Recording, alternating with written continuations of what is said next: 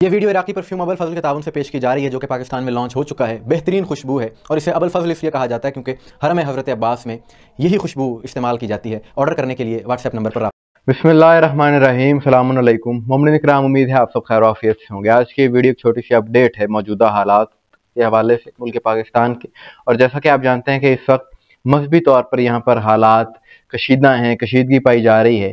اور خصوصاً پنجاب لاہور میں ایک مذہبی جماعت اور پولیس کے مابین بہت زیادہ تصادم ہوئے، کشیدگی ہوئی، اور اقصی مارچ کے نام پر نکلنے والا ایک جلوس،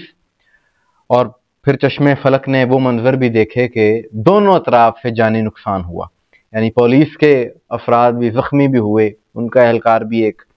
جاں بحق ہوا، اس طرح سے اس جماعت کے افراد بھی جاں بحق ہوئے، زخمی ہوئے۔ اور پاکستان کی اس موجودہ صورتحال کو دیکھ کر یہ بات کہی جا سکتی ہے کہ 4000-5000 میل دور غزہ میں تو آج جنگ بندی ہو گئی، وہاں پر تو امن ہو گیا، لیکن یہاں پر پاکستان میں یہ ایک نیا ہنگامہ شروع ہو گیا۔ وہ ویڈیوز بھی سوشل میڈیا پر دیکھی جا سکتی ہیں کہ جہاں پر ایک پولیس والے پر بہت زیادہ تشدد کیا جا رہا ہے کچھ عناصر کی جانب سے۔ بات یہ ہے کہ اب حکومت کو بھی یہ بات سمجھ میں آ گئی ہوگی کہ امن و امان کی صورتحال کس قدر ضروری ہے، اس کو برقرار رکھنا، اور اب یہ بھی پتہ چل گیا ہوگا کہ امن و امان کو خدشہ کس سے ہوتا ہے، کب ہوتا ہے، کیسے ہوتا ہے اور کن سے ہوتا ہے۔ یعنی آپ دیکھیے کہ آج سے کچھ ماہ پہلے اربعین واق کے موقع پر یہ کہا گیا اربعین واق کے بارے میں کہ جی امن و امان کو خدشہ ہے، حالانکہ سب نے دیکھا کہ جب اربعین واق ہوئی، لاکھوں کی تعداد میں مومنین گھروں سے باہر نکلے، پیدل چل کر جلوسوں میں شرکت کی، لیکن ایک پتہ بھی نہیں ٹوٹا، کسی کو کوئی نقصان نہیں پہنچایا گیا، بڑے امن و امان سے پورے ملک میں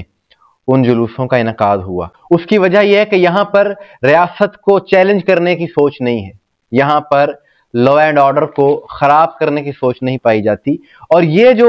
آج جو کچھ دیکھنے کو مل رہا ہے یہ ایک دن کا نتیجہ نہیں ہے، یہ سب کچھ ایک دن میں نہیں ہوا، یا یہ اس کے ذمہ دار مکمل طور پر یہ لوگ بھی نہیں ہیں جو کچھ کر رہے ہیں، بلکہ یہ نتیجہ ہے آہستہ آہستہ بننے والی، ڈیولپ ہونے والی ایک سوچ کا۔ اور وہ سوچ یہ کہ کچھ عناصر میں، چاہے وہ مذہبی ہی کیوں نہ ہو، وہ یہ سوچنا شروع کر دیتے ہیں کہ ہم اتنے طاقتور ہیں، ہم میں اتنی پاور ہے کہ ہم قانون سے بھی اوپر ہیں، اور ہم جو کہیں گے وہ ہوگا۔ گاؤں دیہاتوں میں خاص طور پر کچھ مذہبی طبقے، مذہبی حلقے اپنے آپ کو اس قدر وہ سمجھنا شروع کر دیتے ہیں کہ ہم جو کہیں گے وہی ہوگا، اور انتظامیہ بھی ان کے دباؤ میں آ کر ان کی مرضی کے اقدامات کرتی ہے، اس سے ان کے ذہن میں یہ سگنل جاتا ہے کہ ہم جو چاہیں گے وہی ہوگا، اور پھر جب آپ انہیں روکنے کی کوشش کرتے ہیں تو وہ پھر رکتے نہیں ہیں، اور یہی کچھ ہوتا ہے جو صورتحال آپ کے سامنے۔ اب ان مسائل کا حل فوری طور پر تو نہیں ہو سکتا، لیکن یہ اسی صورت میں ممکن ہے کہ جب ایسے اقدامات ہوں کہ ایک تو لا اینڈ آرڈر کا نفاذ مضبوط ہو، اور دوسرا خصوصاً مذہبی انتہا پسندی کے جو کیسز ہوتے ہیں، واقعات ہوتے ہیں، یا کسی پر کوئی الزام لگایا جاتا ہے، یا کوئی بھی ایسا واقعہ ہو، اس میں حکومت کو چاہیے، انتظامیہ کو چاہیے کہ بغیر کسی پریشر میں آئے، بغیر کسی دباؤ میں آئے، اس بارے میں مکمل تصدیق اور تحقیق کر کے پھر کوئی اقدامات کیے جائیں۔ تکفیری مائنڈ سیٹ پاکستان سے ختم ہونا چاہیے۔ جو لوگ ریاست کے اندر اپنے آپ کو ایک ریاست سمجھتے ہیں، یہ چیز ختم ہونی چاہیے۔ جب ایسا ہوگا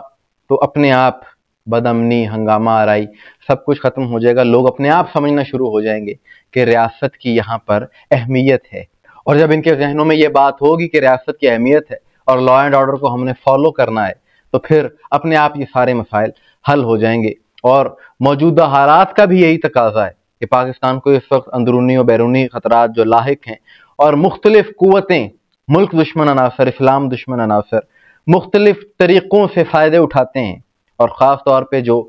فالٹ لائنز ہیں ان کو چھیڑا جاتا ہے، کیونکہ سرحد پر بیرونی دشمن سے لڑنا بڑا آسان ہے، لیکن اندرونی طور پر جب انتشار پیدا ہوتا ہے تو اس کا نقصان بہت زیادہ ہوتا ہے۔ مومنین اکرام، آپ کی اس حوالے سے کیا رائے ہے؟ کمنٹ میں ضرور بتائیے گا، مجھے دعا میں یاد رکھیے گا۔ السلام علیکم ورحمۃ اللہ۔